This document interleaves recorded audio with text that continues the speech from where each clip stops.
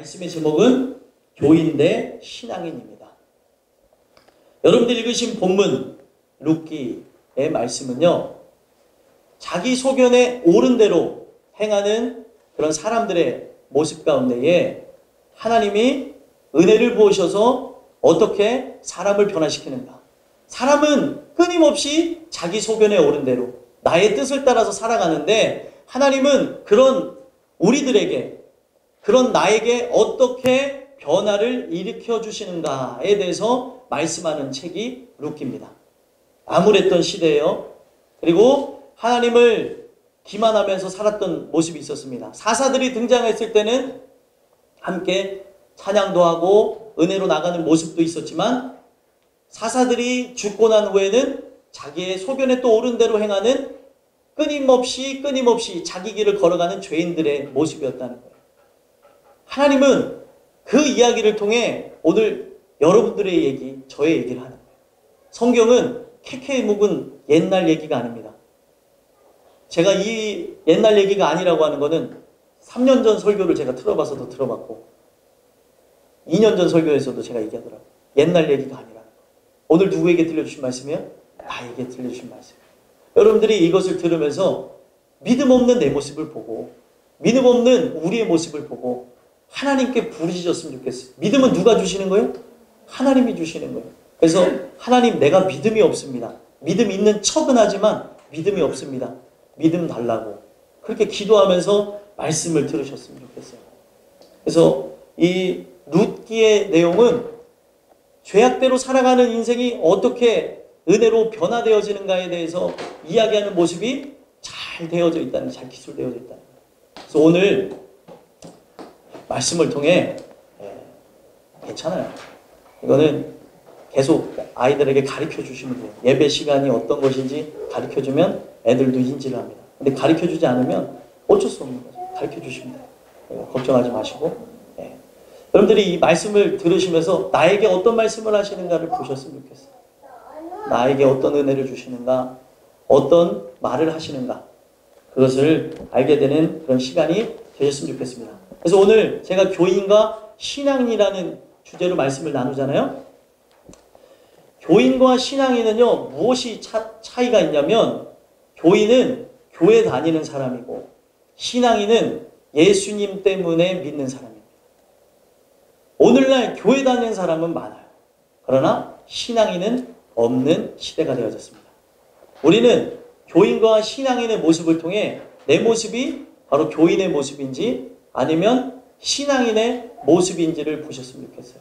그래서 저는 이 교인이라고 하는 이것을 통해, 전에는 종교인이라고도 제가 표현을 했는데 왜 그렇게 말씀을 드렸냐면, 오르바가 룻과 함께 간다고 할 때에 돌아가라 하면서 시험거리를 딱 던져줬더니 돌아가는 모습을 보고 나오미가 한 말이 뭐냐면 자기의 신들에게로 돌아갔대요. 그러면 우리가 지금 이 자리에서 교회를 다닌다고 앉아있지만 여기는 다른 신 섬기는 사람들도 앉아있을 수 있다는 거예요. 그래서 오늘 이 말씀을 통해 나는 진짜 교인인지 아니면 신앙인인지를 보심으로 여러분들 모두가 말씀을 통해 오직 하나님만을 바라보고 그리스도만을 바라보는 참된 신앙인이 되기를 예수 그리스도의 간절히 소망합니다. 그래서 오늘 이 교인과 신앙인에 대한 말씀을 통해 4가지 하나님의 속성에 대해서 말씀을 드리고자 하는데요. 첫 번째, 하나님의 어떤 속성을 볼 수 있냐면 부르시는 하나님에 대해서 경험해야 된다는 걸 알 수 있습니다. 우리가 이 교인과 신앙인의 말씀을 통해 경험케 되는 것이 있는데 부르시는 하나님에 대해서 경험을 해야 된다는 거예요. 말씀을 보시면 1절에서부터 5절까지 내용을 보면, 엘리멜렉 가족이 모압을 이주해서 살게 됨에 따라 하나님께서 그들에게 징계를 허락하는 그런 장면을 볼 수 있습니다.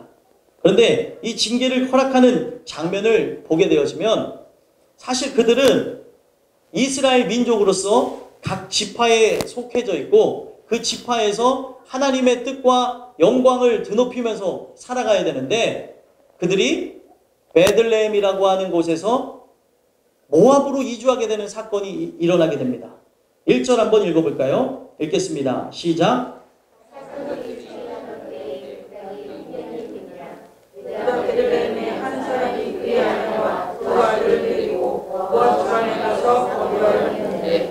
아멘. 자, 여기 보시면은 사사들이 치리하던 때에 그 땅에 흉년이 들었대요. 흉년이 왜 들었을까요? 흉년이 들은 이유는 하나님 뜻대로 살지 않았다는 것을 말씀해 주는 겁니다. 징계를 하신 거죠. 근데 그 징계가 그들에게 임하게 되니까 어떻게 됐어요? 지금 흉년이 들어서 먹을 것이 없게 되어지고 먹을 것이 없게 되는 그 상황에 의해서 우리가 해야 되는 것은 무엇이죠? 하나님 앞에 드려야 될 회개인데, 회개하지 않고 유다 베들레헴의 한 사람이 그의 아내와 두 아들을 데리고 어디로 갔어요? 모압 지방에 가서 거류하였다. 살게 되어졌다고 얘기하고 있어요.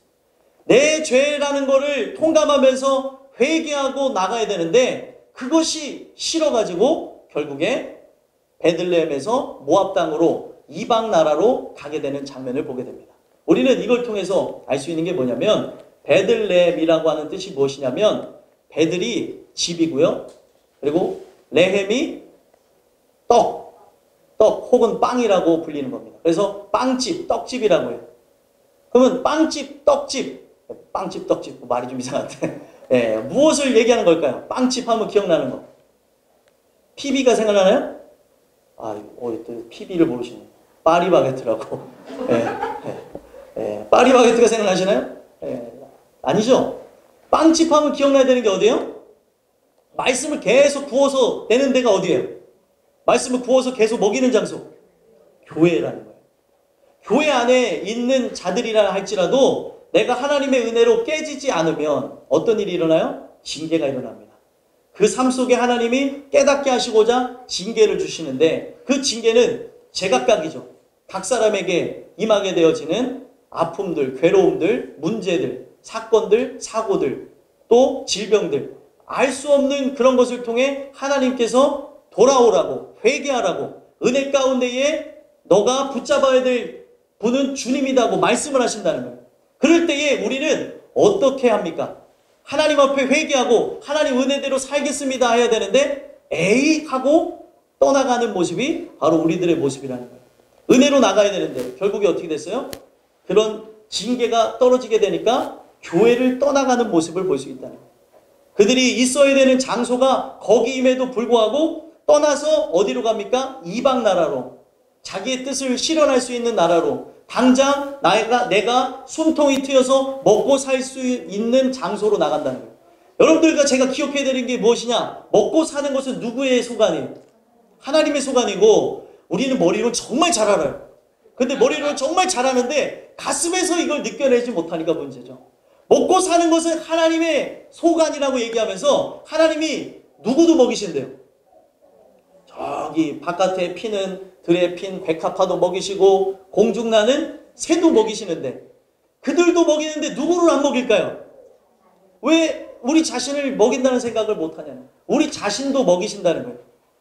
그분이 바로 나의 아버지가 된다면 나를 먹이신다고 하는 것인데, 우리가 그것을 믿지 못하니까 징계가 떨어지니까 떠나가게 되는 거예요.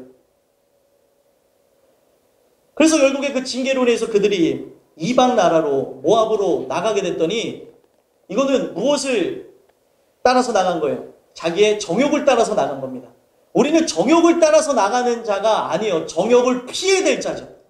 오직 말씀을 따라서 나가야 되는데 지금 당장 편하자고 내가 교회를 떠난다, 하나님의 뜻 가운데 살지를 않게 되어진다, 더 큰 문제가 기다리고 있다는 걸 봐야 된다.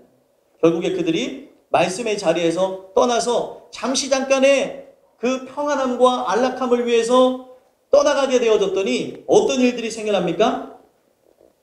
2절, 3절 한번 읽어볼까요? 읽겠습니다. 시작. 그 사람의 이름은 베들레헴이요 그 아내의 이름은 나오미요 그의 두 아내의 이름은 말과 기니 이다 베들레헴에 사람이었다. 그들이 모압 지방에 들어가서 거기 살더니 나오미라는 그에게 일을 짓고 나오미와 그의 아들이 남았으며. 아멘. 하나님께서 자기의 뜻대로 나가니까, 징계를 받아들이지 못하고 하나님 앞에 회개하지 아니하고 자기 뜻대로 나가는 그들이 그대로 비춰지게 되니까 하나님께서 어떻게 하셨어요? 하나님께서 그 모든 이들을 이끌고 나갔던 집안의 가장이고 리더죠. 누구를 죽였어요? 남편 엘리멜렉을 죽였습니다. 엘리멜렉에 의해서 그 가정이 좌지우지하게 되어진 거예요. 흔들리게 된 거죠. 가장이 바로 서는 게 바로 이런 이유에서 바로 서야 되는 거예요. 하나님의 말씀에 한 사람이라도 바로 서 있으면 그 집은 살 수 있습니다. 그러나 그 한 사람이 없어서 멸망하는 것이고 그 한 사람이 바로 내가 되지 못하기 때문에 그런 아픔과 괴로움들을 볼 수 있다. 하나님을 떠나서 결국에 거기서 삽니다. 육신적으로는 편안하고 안락하게 됐는지 모르겠어요. 그런데 무슨 문제가 생겨났냐면 포기하지 않는 하나님이 계셨다. 포기하지 않는 하나님이 그들의 영혼을 구원하셔야 되기 때문에 엘리멜렉을 죽이는 장면을 봅니다. 뜻이 잘못되어졌다는 거죠. 여러분들과 저는 이 말씀을 통해 하나님은 다 구원하고자 하는 게 아니에요. 모든 사람들이 구원받기를 원하지만 하나님이 택한 영혼을 구원하기 위해서 이 모든 일들이 진행됩니다. 여러분들이 택한 영혼이라면 하나님은 끝까지 포기하지 아니하시고 내 계획을 다 틀어막아요. 내가 하나님의 낯을 피하려고 했더니 그 낯을 피하려고 하는 걸 하나님이 못하게 하고 이 길로 나가려 했더니 저 길을 막아버리고 이렇게 나가고 저렇게 나가고 하나님이 이 궁지로 몰아가시는 거예요. 왜요? 나를 너무나 사랑하기 때문에. 아무리 도망가려고 해도 도망을 못 가요. 왜요? 하나님이 나를 사랑하기 때문에. 근데 우리는 하나님이 나를 그렇게 사랑하는 것을 모르고 나아가고 있고 아직도 교회 안에 있을지라도 교회 안에 탕자로서 또 끊임없이 이 교회를 나가고자 하는 그런 모습들, 끊임없이 내 뜻을 실현하고자 하나님의 뜻대로가 아닌 나의 뜻을 실행하고자 하는 그 모습들이 바로 우리들의 모습이라는 겁니다. 그래서 결국에 그렇게 나가게 되어졌더니 그들 가정 가운데에 안타까운 일들이 생겨났어요. 그러면 하나님의 사인이죠. 남편이 죽었어요. 그러면 어떻게 해야 돼요? 돌아와야겠죠. 근데도 돌아왔나요? 안 돌아왔습니다. 그랬더니 어떤 일이 생겨났나요? 4절, 5절 읽어볼까요? 읽겠습니다. 시작. 그들은 모압 여자 중에서 그들의 아내를 맞이하였는데 하나의 이름은 의하여 하나의 이름은 루시더라. 그들이 거기에 거주한 지 10년쯤에 말론과 기론 두 사람이 다 죽고 그 여인은 두 아들과 남편이 교회에 남았더라. 아멘. 예, 이 4절, 5절 말씀을 보게 되어지면 지금 10년이라는 세월이 지났어요. 그런데도 순종하지 않고 나가니까 어떤 일들이 일어났나요? 예, 두 아들이 죽었어요. 그리고 힘없는 여인 셋만 남게 되어진 거예요. 시어머니와 두 며느리만 남게 되어진 상황에 이르게 됩니다. 우리는 이걸 통해서 하나님이 사인을 보내는데도 하나님께서 돌아오라고 하는데도 돌아오지 않게 되는 그런 모습을 본다는 거예요. 자, 그러면은 한 가지 짚어봐야 되는 게 무엇이냐면 부르시는 하나님이라고 그랬죠. 제가 첫 번째로 부르시는 하나님이라고 말씀을 드렸는데 하나님은 우리의 삶에 고통이라고 하는 것을 통해서 여러분들을 부르십니다. 고통이 딱 찾아와요. 위기가 찾아오게 됩니다. 그러면 그 위기와 고통이 찾아오게 되면은 여기 안에 교인이든 신앙인이든 어떤 계기에 의해서 하나님이 청하셨기에 교회 안으로 들어온다는 거예요. 내가 지금 고통에 의해서 이 자리까지 올 수 있고 아픔에 의해서 하나님이 나를 사랑하신다고 하는 소리를 우리의 삶에 일어나는 여러 가지 하나님의 심판의 소리를 통해서 하나님의 징계의 소리를 통해서 여러분들이 오셨다는 거예요. 재산이 있었으면 못 올 분이 있고 또 내가 건강했다면 못 올 분이 있고 내가 다른 사람들보다 뛰어났다면 못 올 분이 있으니까 하나님께서는 그 모든 것을 다 걷어가시면서 중요한 게 무엇이에요? 나의 영혼이기 때문에 그 고통 가운데 나를 부르셨다. 그러면 여러분들은 그 고통의 소리, 하나님께서 나를 사랑하셔서 부르시는 그 소리를 듣고 이 자리로 오게 된 거예요. 그래서 여기에서 여러분들이 나올 때에 여러 사람들의 겉면을 통하여서 다른 이들의 이야기를 통하여서 여기까지 오게 된 것이죠. 마음이 공허해? 예수를 믿어봐. 그 예수를 믿게 되어지면 이런 부분이 해결될 거야. 그리고 우리의 삶의 주인은 하나님이셔. 그 하나님을 섬겨야 돼. 그 문제가 있다며 그 문제를 해결하실 분은 주님밖에 없어. 여러 가지 겉면을 통하여서 마음속에 공고함을 느끼고 괴로움을 느끼는 모든 사람들이 일단은 교인과 신앙이라는 구분 없이 교회로 쏟아져 들어왔다는 겁니다. 여기서는 교인과 신앙인을 구분할 수 있나요? 없나요? 아직은 없어요. 내가 교인인지 신앙인인지는 아직 알 수가 없습니다. 청함을 받아서 들어왔어요. 청함을 받아서 지금도 앉아 있습니다. 그러나 내가 청함만 받은 사람인지 택함을 받은 사람인지는 앞으로 경험해야 될 하나님의 속성, 앞으로 경험해야 될 그 하나님의 그 은혜가 내게 없다면 나는 교인이라는 거예요. 그럼 교인은 어디 갈까요? 지옥에 가요.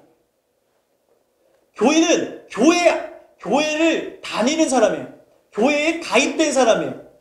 교인이라는 뜻이 무엇입니까?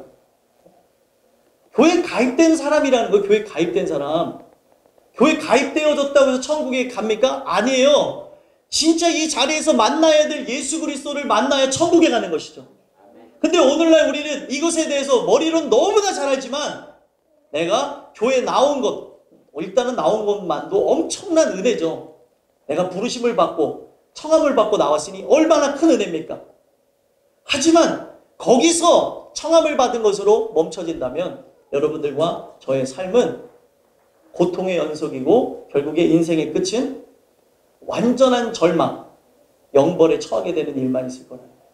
소망하기는 이 주시는 말씀을 통해 여러분들과 제가 지금 이 자리에 나와 있는 것은 하나님의 은혜를 통해 부르심을 받고 나왔어요. 내 삶의 고통, 아픔, 그 괴로움이 있어서 이 자리에 나오게 됐다는 거죠. 그 괴로움까지 주시면서 내 영혼을 사랑하시는 그 하나님의 사랑을 느끼셨으면 좋겠어요. 나를 얼마나 사랑하시면 나를 포기하지 못할까? 나를 얼마나 진짜 이뻐하시면 나를 이렇게 부르셨을까? 그것을 기억하게 되는 은혜가 있었으면 좋겠습니다. 두 번째로 교인대 신앙이라는 그 말씀을 통해서 우리가 어떤 하나님의 속성을 볼 수 있냐면 구별하시는 하나님을 경험할 수 있다. 구별하시는 하나님. 6절에서부터 14절까지 보게 되어지면 귀향하려고 하는, 고향으로 돌아가는, 베들레헴으로 돌아가려고 하는 나오미와 두 며느리 오르바와 룻에 대해서 나온다. 자, 우리가 구별하시는 그 하나님, 일단은 하나님이 부르셔서 교회로 들어왔어요. 교회로 들어왔는데 여기서 우리가 하나님을 섬기는 목적이 무엇이냐에 따라서 갈리게 된다는 거예요. 내가 하나님을 섬기는 목적이 땅의 것을 소망을 두고 땅의 것을 사랑하게 되어짐으로 나가는 것이라면 거기서 끝입니다. 그러나 하늘의 것을 소망해서 나가는 자라고 한다면 끝까지 갈 수가 있다는 거예요. 자, 여러분들 보세요. 지금 나오미는 자신의 그 죄가로 인하여서 이 모든 일이 일어났다고 하면서 베들레헴, 말씀의 자리, 교회로 다시 돌아가야겠다. 하나님의 은혜 가운데로 돌아가야겠다고 하는 결단을 했습니다. 그의 삶 속에 일어난 하나님의 표적, 하나님의 사인들이죠. 일어났던 그 삶 속의 아픔들, 괴로움들을 통해서 하나님의 거룩한 사인을 그가 발견한 거예요. 하나님의 음성을 그가 듣게 되어진 겁니다. 음성을 꼭 여러분들 귀로 들어야 음성인 줄 아십니까? 내가 행하는 바를 보고 나는 음성을 들었다는 걸 알아야 돼요. 음성은요, 우리가 꼭 생각할 때는 뭐예요? 고정관념으로 귀로 들어야 음성이라고 생각하죠? 하나님은 이 수많은 것을 통하여서 우리에게 끊임없는 메시지를 전달하고 있다는 거예요. 내가 넘어졌는데 코가 깨졌어. 그러면은 코가 깨진 걸 통해서 야, 왜 코가 왜 깨졌을까?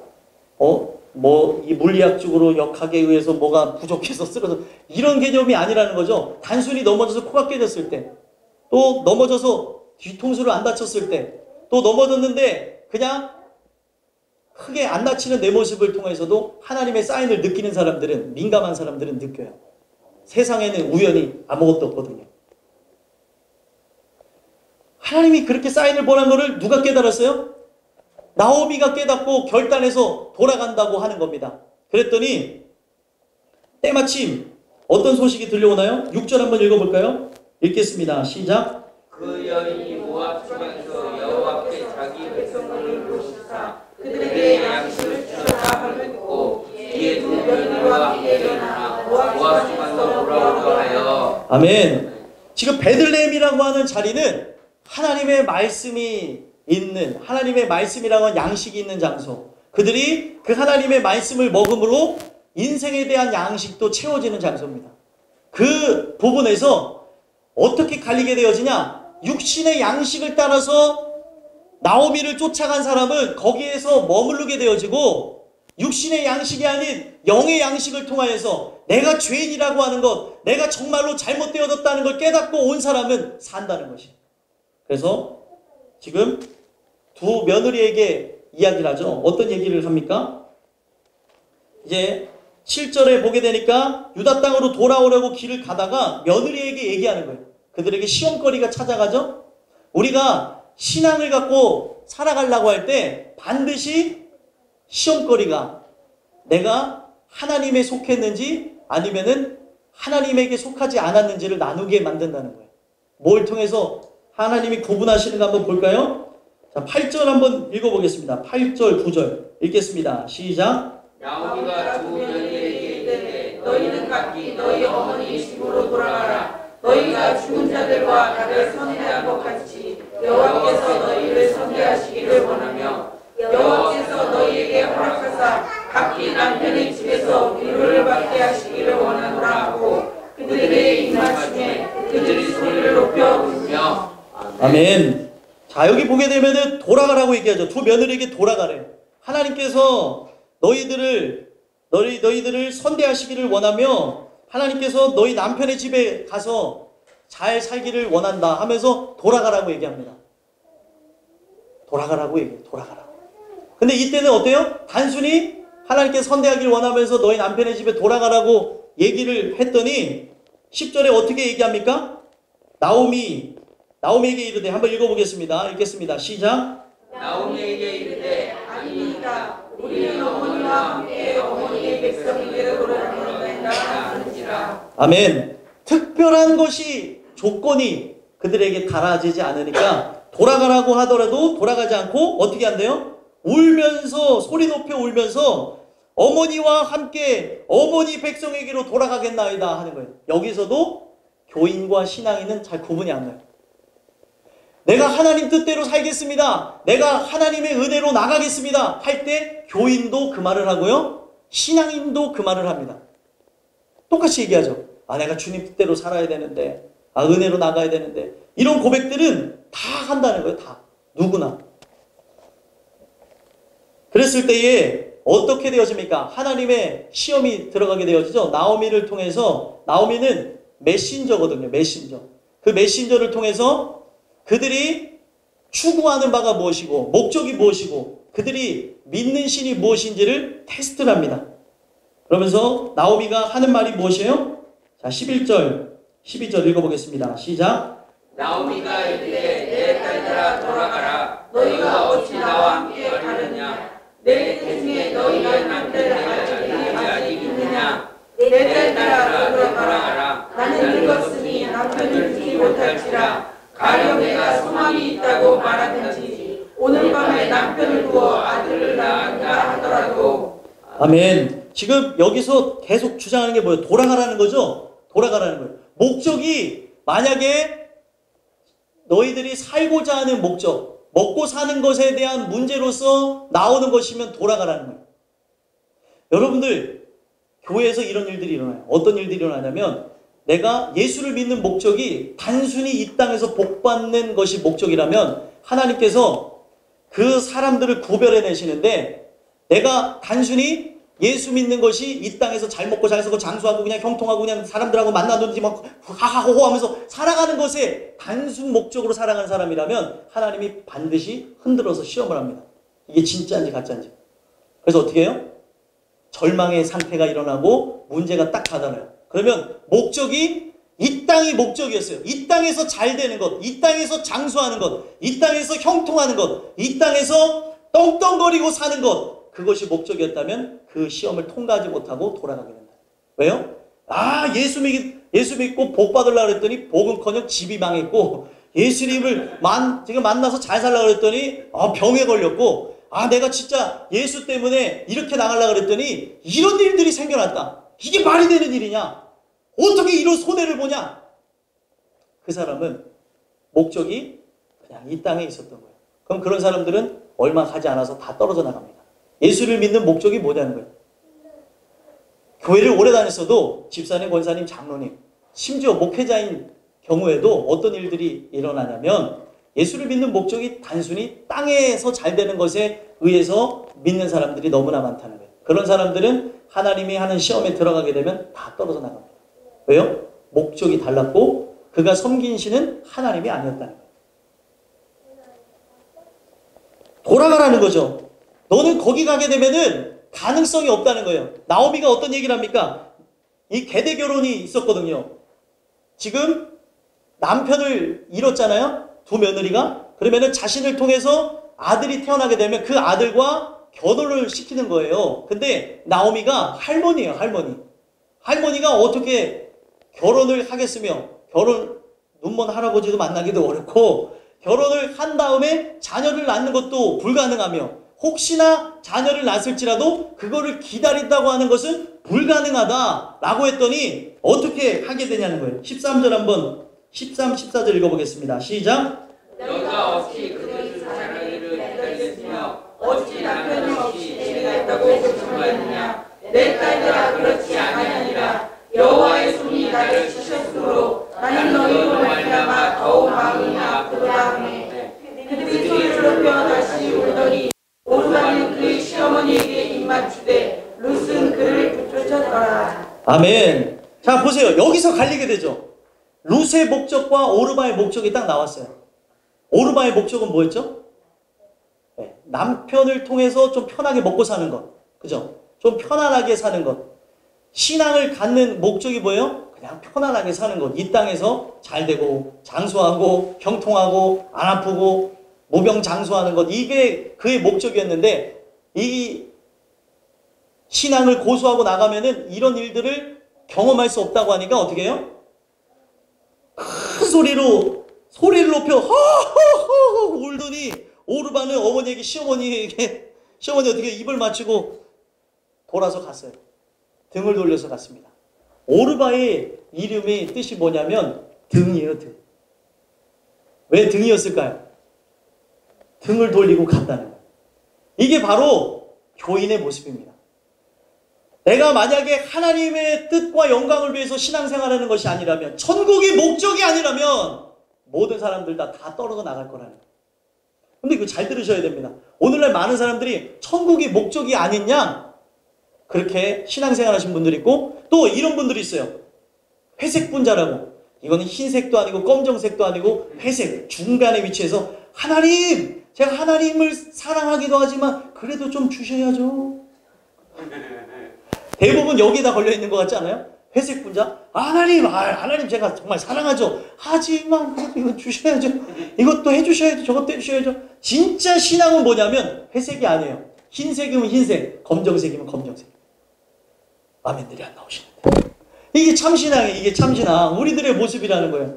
내가 정말 예수를 믿는 목적이 뭐냐는 거예요. 내가 예수를 믿는 목적은 오로지 영생을 얻기 위함이라는 거죠.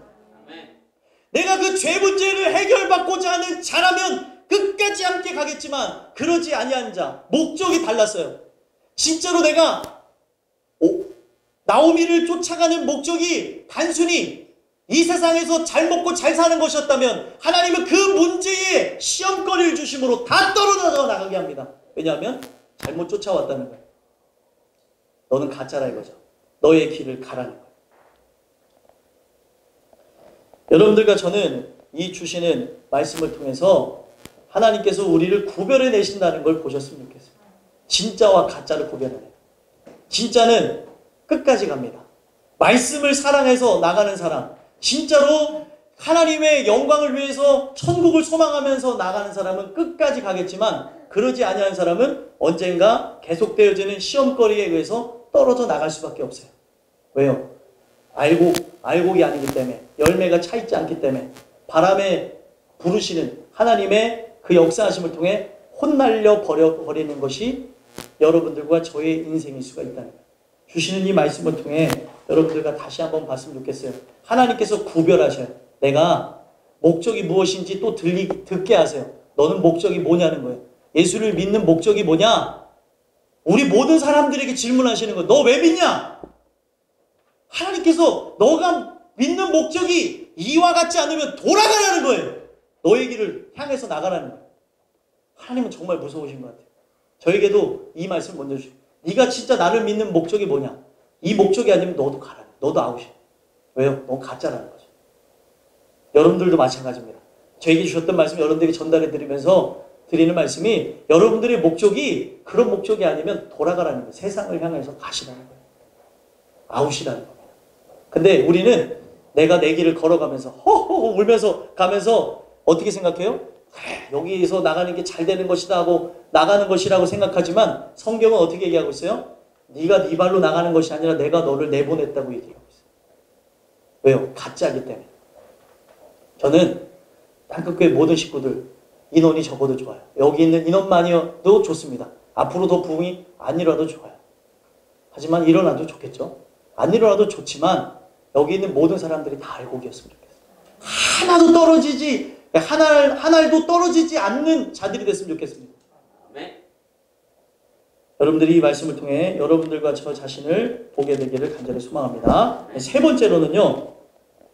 우리가 교인과 신앙이라는 말씀을 통해 하나님의 어떤 속성을 볼 수 있냐면 시험케 하는 하나님의 속성을 경험할 수 있다는 거예요. 시험케 하시는 하나님.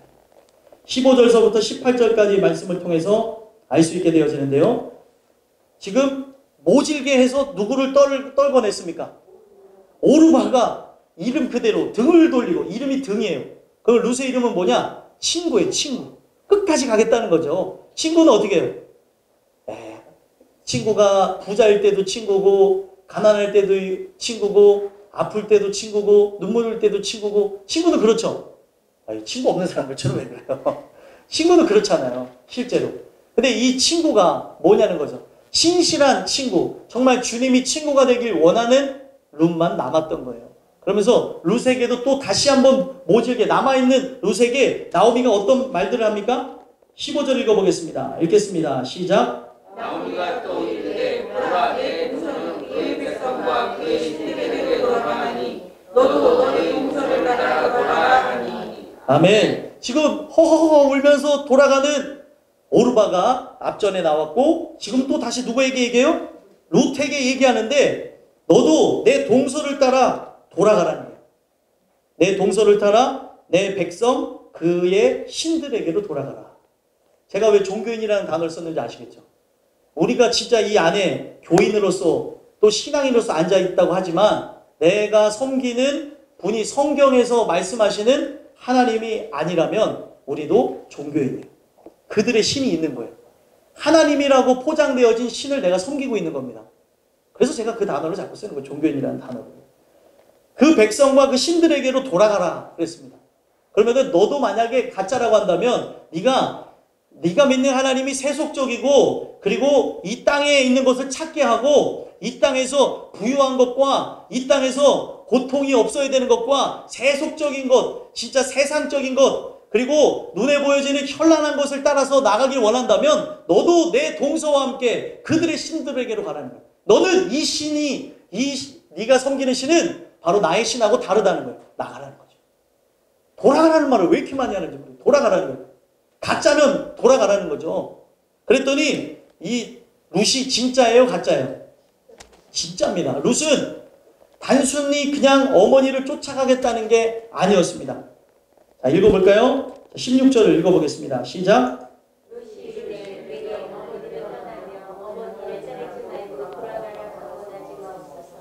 어머니께서 가시는 곳에 나도 가고 어머니께서 머무시는 곳에서 나도 머물게 하리라. 어머니의 백성이 나의 백성이 되고 어머니의 하나님이 나의 하나님이 되시리니. 아멘. 여기 어머니 하나님 했더니 이걸 또 저기 이단에서는 어머니 하나님 여기 있지 않냐 그러더라고요. 그런 얘기가 아니고요. 나오미의 하나님이 바로 자기의 하나님. 나오미의 백성이 내 백성이 된다는 것을 강조하고 있어요. 자, 보세요. 오르바는 그의 백성, 그의 신들에게로 돌아갔어요. 그런데 룻이 고백했던 게 뭐예요? 어머니의 백성, 나의 백성, 그리고 어머니의 하나님, 나의 하나님. 이거를 원해서 나가는 거예요. 여러분들 지금 룻이 오르바를 룻이 오르바를 따라가는 게 헷갈리면 룻이 나오미를 따라가는 이유가 무엇입니까? 나오미를 따라가는 게 하나님 때문에 따라가는 거예요. 하나님 때문에. 하나님이 정말로 내 하나님이 됐으면 하는 그 마음을 갖고 따라가는 겁니다. 여러분들, 이 얘기는요, 단순히 룻이라고 하는 여인이 나오미를 좋아해서 쫓아가는 것이 아니라 나오미 입에서, 메신저로 하나님이 부르셨던 나오미 입에서 표현되어지고 또 선포되어지고 또 증거되어졌던 그 하나님의 말씀이 참이라고 여겼기 때문에 따라가겠다는 거예요. 그리고 오늘날도 마찬가지입니다. 그 나오미의 하나님이 자기 하나님이 되어져야 되는 것처럼 오늘도 하나님께서는 부족하고 연약하지만 제 입술을 통해서 표현되어지는 하나님이 여러분들의 하나님이 되셔야 돼요. 제가 사람 얘기를 하는 것도 아니고 제 감정을 얘기하는 것도 아니고 성경 말씀을 얘기하는데 이 말씀을 믿을 수가 없다면 나가셔야죠. 이 말씀이 진짜 참이 아니라고 생각한다면 떠나셔야겠죠. 그러나 우리는 다 죄인이어서 제가 이 말씀을 받을 때도 못 믿을 때도 있고 또 우리는 이 말씀을 받을 때도 정말로 이걸 어떻게 실행하나라고 하면서 말씀을 받을 때가 있습니다. 그래서 기도해야 된다는 거예요. 근데 그래서 기도하라고 그것을 우리에게 주셨는데 기도를 안 하고 버티고 기도를 안 하고 내 힘으로 하려고 하니까 좌절하고 쓰러지고 그것에 의해서 계속 올무가 되어져서 나가는 겁니다. 여러분들, 말씀은 부족하지만 연약하지만 저를 통해서 증거되고 있어요. 근데 여러분들 어떻게 되어지는가 이 말씀을 통해서 보게 되어지면요, 하나님께서는요 하나님의 그 말씀 자체로 시험하신다는 거예요. 저 말이 참이라고 믿는 사람은 끝까지 가는 거고 그 말이 참이라고 여기지 않는 사람들은 결국에 나가게 되는 겁니다. 나갔다가도 거기서 어떤 하나님의 은혜를 통해서 구원하실지 안 하실지는 제 소관은 아니에요. 근데 지금 전파되어지는 이 말씀이 참이라고 믿는 자들만 함께 가는 거라는 거예요. 제가 여러분들에게 전달해드리는 저의 하나님, 그리고 성경 속에 있는 그 하나님, 이 하나님이 진짜라고 여기는 사람들만 함께 가는 겁니다. 그래서 17절 한번 읽어볼까요? 룻이 어떤 고백을 하는가? 한번 읽어보겠습니다. 시작. 어머니께서 죽으시는 곳에서 나도 죽어 거기 묻힐 것이라. 만일 내가 죽는 이후에 어머니를 떠나면 여호와께서 내게 벌을 내리시고 더 내리시기를 원하나이다 하는지라. 아멘. 네. 지금 어머니께서 죽으시는 곳에서 나도 죽어 거기 묻힐 것이라. 당신의 하나님이 참이기 때문에 내가 그 하나님과 끝까지 가겠습니다. 하나님께서 오늘 우리에게 주시는 말씀이에요. 그냥 우리의 생각을 따라서 나가는 것이 아니라 하나님의 말씀이기 때문에 그렇게 여러분들에게 권면해 드리는 거예요. 때로는 제가 여러분들한테 권면을 해드릴 때가 있어요. 때로는 하나님의 말씀을 증거할 때도 있고, 근데 그게 사람의 말이라고 여긴다면 서운하게 될 때도 있고, 또 이것이 왜 선포가 되었는지, 왜 이 말을 목회자로서 줬는지를 알지 못하면 저를 오해할 수 있습니다. 그러나 제가 전달해드린 것이 사람의 말이 아니고 하나님의 말씀으로 여겨진다면 함께 그걸 믿고 나가는 거예요.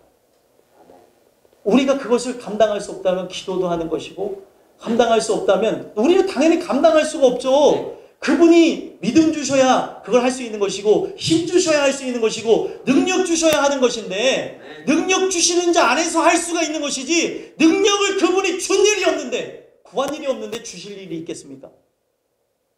지금 기도해야 될 때인데 기도하지 않으니까 우리의 삶에 계속되어지는 절망과 계속되어지는 시험거리와 계속되어지는 유혹과 죄악에 물든 세력들이 계속 여러분들을 흔들어 놓는 거예요.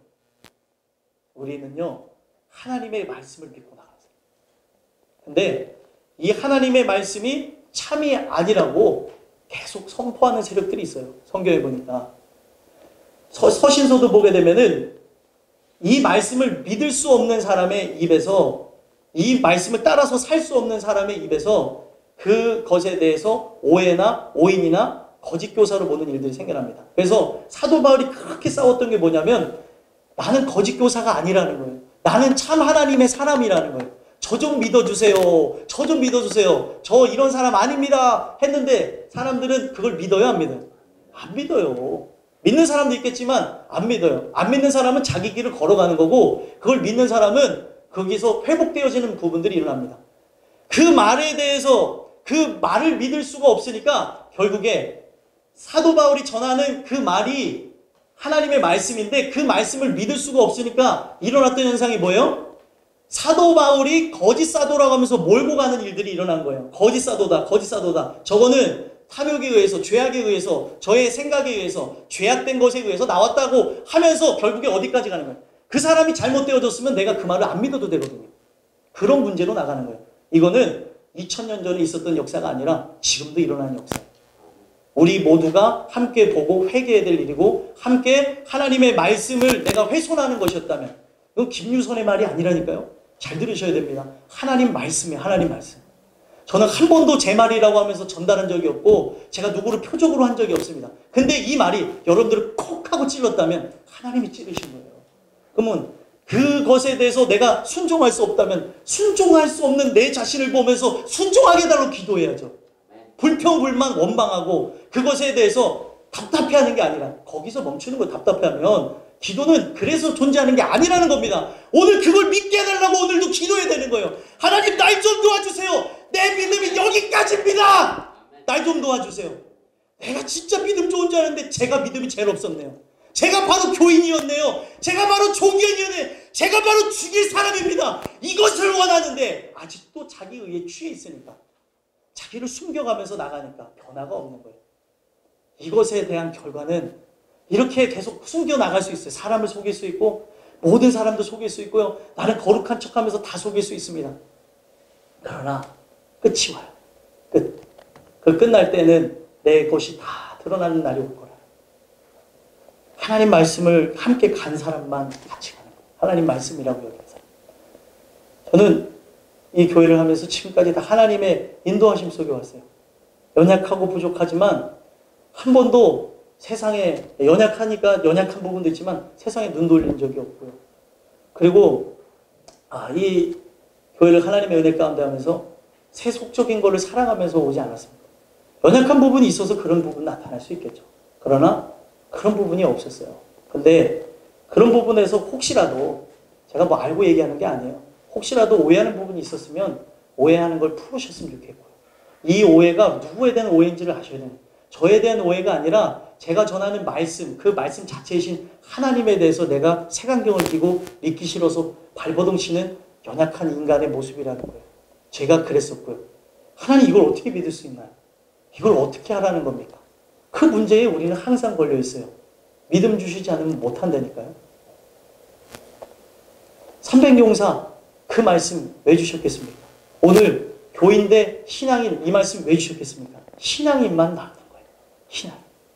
점점 시대는 악해질수록 정말 주님을 찾는 사람들은 없어지고요. 세상을 쫓아서 나갑니다. 그런 자들이 되지 않으셨으면 좋겠고요. 결국에 이러한 그런 결단과 그런 마음이 진짜라고 확인했던 나오미가 어떻게 했습니까? 18절 읽어보겠습니다. 시작. 나오미가 룻이 자기와 함께 가기로 결심함을 보고 그에게 말하기를 그치니라. 아멘. 이제 그가 진짜인 것을 확인하고 그치고 이제 은혜 가운데에 진행되면서 나가는 거예요. 여러분들과 저는 하나님의 시험이 반드시 있어요. 내가 믿는 신이 바로 진짜 하나님인지 아닌지에 대한 시험이 있고요. 또 내가 그 하나님을 믿는다면서 나왔으나 그 하나님에 대한 믿음이 세속적인 것인지 참된 하나님에 대한 믿음인지를 시험하는 일들이 내가 순종할 수 없는 것들, 내가 바랄 수 없는 것들, 할 수 없는 것들을 따라서 사랑하는 이들에게 먼저 주셔요. 사랑하니까 그걸 주시는 것이지 사랑하지 않는데 그걸 왜 주는 거예요. 그거를 오해하시면 안 돼요. 사랑하니까 하나님께서 더 큰 은혜를 부어주시고자 더 큰 은혜의 항해, 더 깊은 곳, 하나님의 알 수 없는 오묘한 것까지 알게 하시기 위해 그거를 하시는데 우리는 어느 수준에 머물러서 그대로 멈추려고 하냐는 거예요. 베드로후서에 더욱 힘써서 나가요. 힘써서. 안다고 그치는 게 아니라 더욱 힘써 그분을 알게 게으르지 말라고 얘기하고 있습니다. 여러분들과 제가 그런 은혜로 나가는 참된 하나님의 사람이 되셨으면 좋겠습니다. 끝으로 마지막 네 번째로 교인대의 신앙이라는 이 말씀을 통해 하나님의 어떤 속성을 말씀해 주시느냐? 의직해 하시는 하나님이라는 것을 말씀해 주신다. 이제 신앙대로 살아가는 사람들이 교회로 돌아옵니다. 이제 내가 진짜 하나님께로 돌아갈래 하면서 탕자들이 돌아오기도 하고요. 교회 안에서도 교회 안에서도 이런 움직임들이 동일하게 일어나요. 이 말씀은요, 교회 바깥에서 교회 안으로 들어올 때도 적용되는 것이고요, 교회 안에 탕자들이 하나님의 사람으로도 변화되어질 때 일어나는 일들입니다. 앞에 일어났던 시험거리들이요. 그런데 우리가 이제 하나님 뜻대로 살라고 하면 어떤 일들이 생겨나요? 방해하는 요소들이 끊임없이 찾아온다는 거예요. 그럴 때에 진짜 하나님의 은혜로 살고자 회개되어진 사람들은 그 하나님만을 의지하는 거예요. 그 하나님만 바라보는 거예요. 누구의 소리도 집중하지 않습니다. 하나님의 소리만 집중한다. 그 말씀이 19절에서부터 22절까지 나온다는 거예요. 19절 한번 볼까요? 이제 룻과 나오미가 귀향하는 가정 가운데 일어난 겁니다. 19절 읽어보겠습니다. 시작. 이에 그 사람이 베들레헴까지 갔더라. 베들레헴에 이를 때 온 성읍이 그로 말미암아 떠들며 이르기를 이가 나오느냐 하는지라. 아멘. 베들레헴이라고 하는 장소, 제가 교회라고 제가 말씀드렸잖아요. 상징적으로 교회로 들어갔더니 교회에서는 어떻게 해야 돼요? 사실 탕자가 돌아왔어요. 자기의 죄악을 깨닫고 문제를 깨닫고 정말로 사죄하는 마음 갖고 하나님에 대한 내가 범죄하였습니다 하고 벌벌벌벌 떠는 마음으로 돌아왔어요. 그랬는데 교회 안에서 어떤 일들이 일어나요? 온 성읍이 그들로 말미암아 떠들며 이르기를 이가 나오미냐 하는지라. 여기서 떠들면서 막 얘기를 하죠. 여러분들 그런 경우가 있어요. 제 사랑하는 친구 중에 화상을 입었던 친구가 있는데, 화상을 딱 입고 나니까 어떤 생각이 드냐면 내가 하나님 뜻대로 살지 않았구나라는 생각을 가졌대요. 제가 그걸 들으면서 어떤 생각을 갖게 되었냐면, 사람은 누구나 어떤 문제가 터지면 내가 하나님 뜻대로 살지 않았구나라고 하는 본능적인 두려움이 생기는구나라는 걸 생각했어요. 그러면서 그것에 대한 확증으로 제가 찾아볼 게 있어서 TV 프로를 하나 다운받아서 그걸 봤는데, 스님이 나오더라고요. 그 스님이 절에서 앉아있는데 절에서 자는데 돌이 저 위에서 굴러 떨어 들어와서 자기 그 집 앞에서 멈췄다는 거예요. 그랬더니 그 분이 본능적으로 생각한 게 내가 뭐 잘못한 게 있는가, 그런 생각을 했대요. 내가 뭘 잘못한 게 있는가. 우리는요, 살아가는 삶 속에 어떤 사건과 사고와 문제가 터지면 내가 잘못한 것은 없는가, 이게 지극히 정상적인 일이에요. 근데 여기서 은혜가 있는 사람은 거기서 멈추는 게 아니라 끝까지 나가게 되는 거죠. 세상 사람들은 거기서 끝납니다. 두려움이 잠깐 엄습했다가 거기서 멈춰버려요. 교인들도 잠깐은 그랬다가 반짝하는지 모르겠는데 좀 지나면 또 똑같습니다. 진짜 하나님에 대한 두려움을 느낀 사람만 끝까지 나가는 거예요. 그래서 용기를 내서 하나님께 돌아왔어요. 용기를 내서 내가 교회 안에 있었지만 세상 사람이었는데 용기를 내서 하나님 뜻대로 살고자 이제 돌아왔습니다. 내 생각과 내 마음이 주께로 향해졌는데 그 다음에 어떤 일들이 생겨나요? 사람들의 조소가 나오는 거예요. 사람들이 떠들면서 이러는 거예요. 야, 쟤 있잖아, 돌아왔는데 하나님이 치셨대. 하나님이 치셔서 화상을 입었댄다. 제 친구가 화상을 입고 생사를 오고 가면서 회복을 한 다음에 제일 먼저 생각난 게 하나님께로 돌아가야지 하고, 진짜 얼굴이 완전해지지 않은 상태에서 교회를 갔더니 사람들이 뒤에서 쑥덕쑥덕대 수근수근 대면서 하는 말이 저거 하나님 뜻대로 살지 않더니 의도 터져서 왔네. 해야 될 말이 있고 하지 말아야 될 말이 있어요. 교회 안에서 인격을 갖추십시오. 교회 안에서 아무 말이나 하지 마세요. 내 감정대로 쏟아내지 말라는 거예요. 그 말이 틀렸습니까? 맞았습니까? 그가 한 말이 말 자체는 맞아요? 틀려요?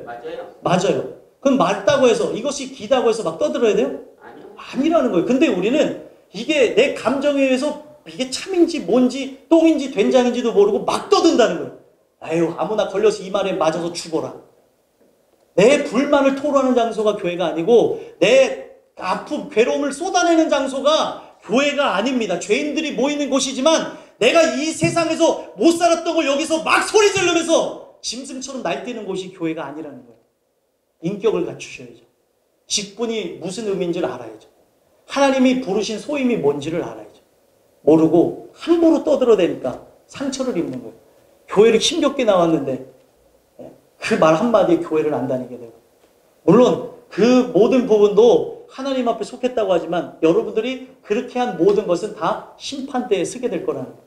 근데 내가 그 사람이 어떻게 인생을 살았는지, 어떤 과정 가운데서 나왔는지, 그 사람이 누군지도 모르면서 그 사람에 대해서 내가 다 아는 것이냐 함부로 말한다면, 저 사람 저래서 얻어맞았어. 아, 저 사람 저 마음이 있어, 이 마음이 있어. 여러분들 자신이나 보셔야 돼요. 여러분들 자신. 왜 나는 못 보면서 남들을 얘기합니까? 교회 안에 들어오는 그 사람들을 사랑하셔야죠. 교회 안에 들어오는 사람들을 똑같아요. 교회 안에 들어온 사람들 죄인이에요, 죄인이 아니에요? 죄인이죠. 그러면 나는 교회 안에 들어왔다고 해서 죄인이에요, 죄인이 아니에요? 죄인이요. 죄인이에요. 교회에 있어도 죄인인데 교회 안에 죄 져서 들어왔다고? 어허, 또 하나 들어왔네? 돌 어디 있어? 돌 들어서 쳐 죽이려고 그러면 안 된다는 거예요. 그래서 주님이 하신 말씀이 뭐예요? 죄 있는 자가 돌을 들어서 치라는 거예요. 죄 없는 자가. 근데 죄 없는 자가 있어요? 없습니다. 우리도 다 이런 과정을 통해서 왔고, 지금도 내가 은혜 안에 산다고 하지만 이 교회는 누가 존재하고 있습니까? 교회는 아직도 신앙인과 교인이 양분되어져서 나갑니다. 내가 깨어있지 않으면 오늘도 교인의 소리에 입각해서 시험에 빠질 수도 있고, 오늘도 내가 그 교인의 대화를 나누면서 하나님을 기만하고 하나님의 뜻이 아닌 죄악의 때로 나갈 수 있다는 거예요. 깨어있어야죠. 무엇이 나를 지금 억누르면서 죄악으로 나가고 있는지를 알지 못한다면 오늘도 사람들은 우리 사랑하는 이들을 품어주지 못하고 조소하고 비웃는다는 거예요. 아이고 저랬다며, 어땠다며, 아유 벌 받았어, 뭐 어쨌어. 내 모습을 보라는 거예요. 벌이 예정되어져 있는 내 모습, 그에게 줬다는 거 성경에 분명히 얘기했습니다. 그들만 죄가 있어서 죽은 것이 아니라 너희들도 죄가 있다는 거예요. 그리고 사람이 죽은 거에 대해서 관심을 갖는데 죽은 게 문제가 아니라 어디 가느냐가 더 큰 문제입니다. 여러분들과 제가 이 말씀을 통해서 보셨으면 좋겠어요. 떠들며 이르기를 이가 나옴이냐. 나옴이라고 하는 뜻은 기쁨이라는 뜻을 갖고 있거든. 나의 기쁨. 근데 나오미가 돌아오는데 누가 없어졌어요? 남편들이 다 없어졌어요. 나오미도 없어지고 같이 갔던 며느리들도 없어. 나오미가 초라한 행색으로 돌아왔는데 이름을 부르면서 조롱하는 거예요. 네가 나오미냐? 네 이름이 기쁨이냐? 기쁨이 아닌데? 하면서 사람들이 허허허 하면서 조속거리가 되어지니까 뭐라고 얘기합니까? 이 나오미가 의지하는 분이 딱 하나님이라는 걸 보여주는 거죠. 의지할 자가 전능자라는 걸 보여줍니다. 20절 읽어보겠습니다. 시작. 나오미가 그들에게 이르되 나를 나오미라 부르지 말고 나를 마라라 부르라. 이는 전능자가 나를 심히 괴롭게 하셨음이니라. 아멘. 나오미가 얘기하는 게 뭐야? 나 그래. 내가 바로 마라다 마라. 나를 지금 나오미라 부르지 마. 난 기쁨 없어. 나 죄악을 범해서 마라. 마라가 기억나시죠? 출애굽기에 보면 마라의 쓴물. 나는 인생의 쓴물을 맛보고 왔어. 고통을 맛보고 왔어. 나는 이런 사람이야. 죄인이야. 여러분들이 교회에서 이런 사람이라는 것을 드러낼 때 뭘 드러내시면 되냐? 죄인이라는 것만 드러내세요. 죄인이라는 거. 내가 무엇을 했다. 무엇을 안 했다. 나는 이런 사람이다. 뭐다. 나의 권리를 주장하지 마시고 여기는 죄인들이 모이는 거예요.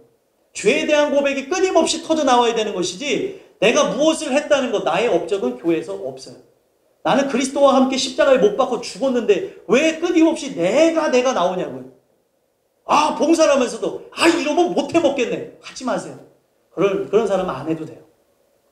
하나님이 그 일을 하게 하셨는데 하나님이 나를 시켰어요. 전능자가 72억 분의 일 중에 나를 사랑하셔서 이 일을 시켰는데 이 일을 시킨 자가 전능자라는 걸 잃어버리니까 불평불만하는 거야. 막 자기 감정에 따라서 한다 그랬다 안 한다 그랬다 다 잘못되어진 거야. 이 누구 얘기? 내 얘기. 하나님 이러면 제가 목회자로서 어떻게 할 수 있나요? 하나님 내가 이러면은 내가 권사로서 집사로서 내가 진짜 전도사로서 이걸 할 수 있나요? 아닙니다, 여러분들. 우리가 진짜 은혜 가운데 이런 모습들을 보지 않으면 우리는 다 교인에 불과한 거예요. 전능자가 나를 괴롭게 했다는 것을 죄인이라는 것을 인정합니다. 그리고 21절 읽어볼까요? 읽겠습니다. 시작. 내가 부족하게 나갔더니 여호와께서 내게 기어 돌아오게 하셨느니라. 여호와께서 나를 징벌하셨고 전능자가 나를 괴롭게 하셨거늘 너희가 어찌 나를 나오미라 부르냐 하니라. 아멘. 풍족하게 나갔다가 비어서 돌아오게 되어졌고, 풍족하게 나갔다가 비어서 돌아왔다. 풍족했었는데 비었고 나갔다가 돌아왔다. 이렇게 얘기를 하고 있어요. 그러면서 전능자가 나를 징벌하셨고 전능자가 나를 괴롭게 하셨대요. 내가 진짜 참 죄인입니다. 내가 죽을 사람입니다. 내가 가장 못된 사람입니다. 라고 했더니 주변에 있는 모든 사람들의 얘기가 여기 적혀져 있지 않지만 그쳐졌었던 것 같아요. 그리고 그들이 살아가는 진짜 신앙의 모습을 사람들이 보면서 자기들을 돌아보는 일들이 새겨났다는 겁니다. 여러분들과 저는 이 말씀을 통해 우리는 죄인이라고 하는 걸 드러내는 장소예요. 때로는 우리의 믿음이 한계에 부딪힐 때가 있습니다. 목회자도 누구든. 목회자로서 믿음 좋은 거 아니잖아요. 하나님이 그 믿음을 키우시고자 한계에 부딪힐 때 그 한계를 부딪히는 게 사랑이에요. 하나님의 사랑. 날 사랑해서 나로 하여금 더 주님의 일을 감당하라고 나에게 이런 걸 주시는구나. 아, 오늘도 기도해야지. 내가 오늘도 그냥 여기서 멈추지 말아야 되지. 이걸 기억하게 되는 은혜가 있었으면 좋겠습니다. 22절 읽어볼까요? 읽겠습니다. 시작.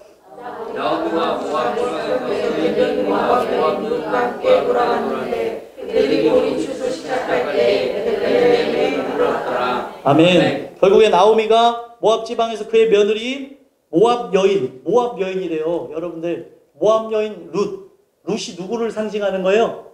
여러분들과 저를 상징하는 거예요. 룻이 모압 여인이에요. 이방 사람이었고 죄인이었고 허물과 죄로 죽었었던 존재고 가망이 없는 상태였으나 하나님이 돌아오게 하셨어요. 돌아왔는데 은혜가 이제 시작될 것이 암시가 되어서 끝나죠. 뭐라고 하면서 끝납니까? 보리 추수 시작할 때에 베들레헴에 이르렀더라. 내가 정말로 아버지 집에 돌아와 보니 떠나갔던 내 마음이 한 주간 내가 마음이 떠나갔을 수도 있어요. 떠나갔다가 마음이 돌아왔더니 여기가 하나님의 빵집이에요. 하나님의 떡집이고 여기서 생명이 있고 여기서 은혜가 있구나라는 걸 알게 하십니다. 아, 내가 돌아가면 안 되는구나. 내가 하나님의 뜻 가운데 나가야 되는 거구나. 내가 돌아와야 되는구나. 바로 그것을 가르쳐 주시는 거죠. 보리 추수 시작할 때에 베들레헴에 이르렀더라. 하나님께서 풍족하게 여실 삶이라는 걸 보여줍니다. 분명히 성경은 얘기하고 있어요. 그의 나라와 그의 의를 구하면 이 모든 것을 더해 주십니다. 하나님의 영광을 위해서 나가는 것이고 다 모든 것이 믿음이라는 것은 뭘 통해서 나와요? 종교적 행위를 통해서 나오는 게 아니라 믿음은 들음에서 납니다. 들어야 믿음이 생기고 듣고 나서도 우리가 행하지 못할 만한 것들이 있기 때문에 기도가 필요한 거예요. 그런데 그것을 안 하고 내 신앙이 머물러 있다, 더욱더 강건해진다라고 생각한다면 오산이라는 거예요. 왜 하나님이 나오미와 룻을 붙여놨고 베들레헴으로 돌아가게 했는지를 기억하시면서 우리가 의지해야 될 대상은 다른 것이 아니라 하나님 한 분이라는 거예요. 하나님 한 분만 의지하는 자는 어떠한 조소가 이 교회에 있고 어떠한 누명을 쓰고 괴로움이 일어나고 내가 정말로 진짜 나 이런 사람 아닌데 하면서 여러분들이 그런 일들이 교인들에게도 일어날 수도 있죠. 교인 사이에서. 우리가 살아가는 장소인데 여기가 우리 좌충우도라는 지역 아니에요? 여기서 일어날 수 있습니다. 그럴 때에 전능자 하나님 한 분만 바라보는 사람만 남는 거예요. 그분을 의지하는 사람. 근데 의지하는 자가 사람이었으면 사람이 나에게 뭐라고 하면 어떻게 나도 이럴 수 있어? 의지하는 자가 그분이었으면 거기서 실족하는 거예요. 근데 의지할 자가 하나님이었으면 뭐예요? 내가 그 하나님 당신의 말씀 때문에 있습니다. 당신의 은혜 때문에 있습니다. 내가 그 은혜로 끝까지 내가 살게 하옵소서 고백하면서 나간다. 소망하기는 여러분들과 제가 이 주시는 말씀 가운데에 이러한 은혜가 넘쳐나는 사람들이 였으면 좋겠어요. 네 가지 하나님의 속성에 대해서 얘기했죠. 첫 번째는 어떤 하나님? 부르시는 하나님. 두 번째는 구별하시는 하나님. 세 번째는 시험케 하시는 하나님. 네 번째는요, 의지케 하시는 하나님. 의지해야 될 대상은 사람이 아니에요. 하나님이에요. 의지해야 될 대상은 하나님의 말씀입니다. 그 말씀의 위로를 받으시고 그 말씀의 힘을 얻으셔야 돼요. 사람을 믿지 마세요. 저도 믿지 마세요. 제가 전하는 말씀은 믿어도 되겠지만 저라는 사람은 믿지 마세요. 또 여러분들이 서로 나아가면서 동역자로서 의지할 때도 있지만 사람을 끝까지 믿지 마세요. 사람은 다 연약한 존재입니다.